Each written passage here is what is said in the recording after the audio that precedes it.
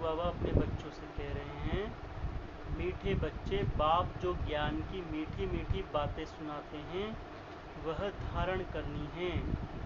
बहुत मीठा क्षीरखंड बनकर रहना है। घर गृहस्थ में रहते कमल फूल समान रहो तो राजधानी का तिलक तुम्हें मिल जाएगा। मीठे मीठे सिकिलदे बच्चों ने गीत की लाइन सुनी कि मुखड़ा देख ले दर्पण में, दिल रूपी दर्पण में देखो कि कितना पाप और कितना पुण्य किया है। पाप और पुण्य दिल रूपी दर्पण में विचार किया जाता है ना।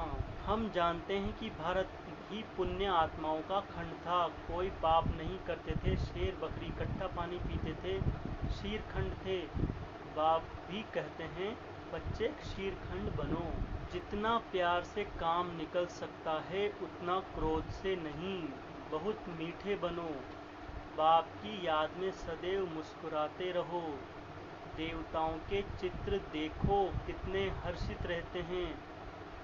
अभी तुम जानते हो वह तो हम ही थे, अर्थात हम ही पहले देवता थे। एक ही उपाय है, मामेकम याद करो। इस योग अग्नि से तुम्हारे विकर्म दग्ध होंगे। यह है योग अथवा याद की भट्टी।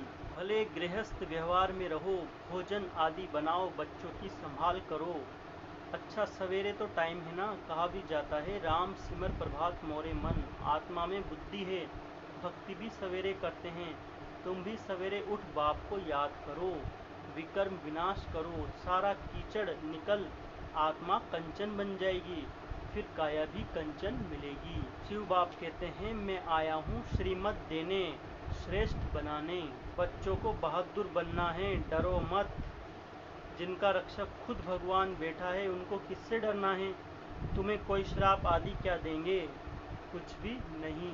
धारणा के लिए मुख्य सार, कोई भी काम प्यार से निकालना है, क्रोध से नहीं। शिव बाप की याद में सदा हर्षित रहना है, सदा देवताओं जैसे मुस्कुराते रहना है। आत्मा में जो खाद पड़ी है वह याद की अग्नि से निकालनी है, विकर्म विनाश करने हैं, बहादुर बन सेवा करनी है, डरना नहीं है। वरदान, सर्व कर्मेंद्रियों को लॉ और ऑर्डर प्रमाण चलाने वाले मास्टर सर्वशक्तिमान भव। मास्टर सर्वशक्तिमान राजयोगी वह है जो राजा बनकर अपनी कर्मेंद्रियों रूपी प्रजा को लॉ और ऑर्डर प्रमाण चलाए। जैसे राजा राज्य दरबार चलाते हैं, ऐसे आप अपने राज्य कारोबारी कर्मेंद्रियों की रोज दरबार लगाओ और हालचाल पूछो कि कोई भी कर्मचारी अपोजिशन तो नहीं करते हैं, सब कंट्रोल में है। जो मास्टर सर्वशक्तिमान है उन्हें एक भी कर्मेंद्रिय कभी धोखा नहीं दे सकती। स्टॉप कहा तो स्टॉप, मातेश्वरी जी के अनमोल महावाक्य। वास्तव में ज्ञान प्राप्त करना तो एक ही सेकंड का काम है, परंतु अगर मनुष्य एक सेकंड में समझ जाए तो उनके लिए एक ही सेकंड लगता है। सिर्फ अपने स्वधर्म को जान जावे कि मैं असल में शांत स्वरूप आत्मा हूँ और परमात्मा की संतान हूँ। असल में सोल कॉन्शियस रूप में स्थित होने व इन देवी गुणों को धारण करने में मेहनत अवश्य लगती है। इसमें हर समय हर कदम पर सावधान रहते हैं। अब जितना हम माया से सावधान रहेंगे तो भले कितनी भी घटनाएं सामने आएगी मगर हमारा सामना नहीं कर सकेगी। माया सामना तब करती है जब हम अपने आप को विस्मृत करते हैं। स्वयं परमात्मा द्वारा मुख्य धारणा योग्य पॉइंट मिली हुई है, वो है मुख्य योग लगाना। परंतु योग के पहले ज्ञान चाहिए। योग करने के लिए पहले ज्ञान क्यों कहते हैं, पहले सोचना समझना और बाद में योग लगाना।